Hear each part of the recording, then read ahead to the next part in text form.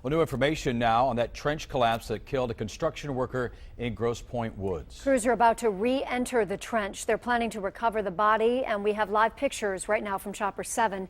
7 Action News investigator Jim Kurtzner has been on the scene yesterday and all day today. He's got the latest information for us now. Jim?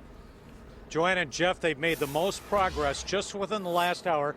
Take a live look behind me. You can see this excavator is trying to push down another steel wall inside the new trench they built. Take a live look from Chopper 7 up above. This might give you a better look. If you can look down inside from there, you will see a trench box is now inside this hole. They lowered that in just within the last few minutes. And take a look at earlier today. This has been the all-day process where they actually had to dig up this street to make a larger trench next to the part where the man was buried alive yesterday. He's identified as 59-year-old Lee Rump.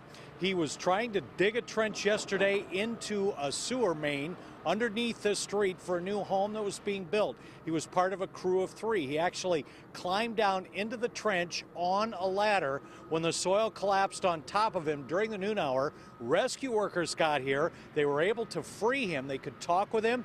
They could try to pull him out, but then there was a second collapse and more soil fell on top of him. In fact, during that, a rescue worker who is a firefighter and a police officer here in Grosse Pointe Woods, Jeff Martell, was injured. He had his knee injured and a back injury. He's at home recovering. He's going to be okay, but that man was killed when the soil collapsed on top of him and he suffocated.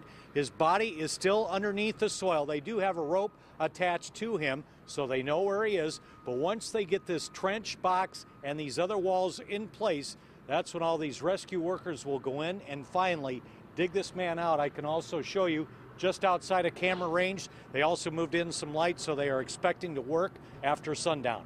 Live in Grosse Pointe Woods, Jim Kurtzner, 7 Action News.